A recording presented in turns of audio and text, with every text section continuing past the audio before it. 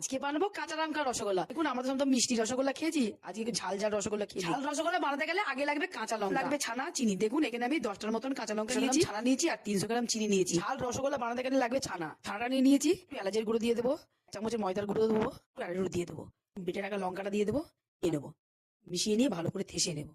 দেখুন ভালো করে মেখে নিয়েছি। আস্তে আস্তে করে অল্প অল্প করে নিয়ে হাতে চাপে আস্তে আস্তে ডলে ডলে এটার মতন হালকা করে নেবো।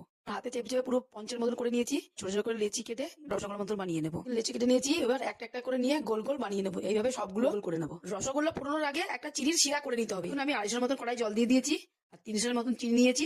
আস্তে আমি শিরাটা ভালো করে ফুটিয়ে নেবো। শিরাটা ফুটিয়ে নিয়েছি, গোল গোল করে রসগোল্লা করে রেখেছি, দিয়ে দেবো সবগুলো ভালো করে ফুটিয়ে নেবো। শিরার উপরে রসগোল্লা গুলো দিয়ে ভালো করে ফুটিয়ে নিয়েছি। 4টে কাঁচা লঙ্কা উপরে দিয়ে দেবো।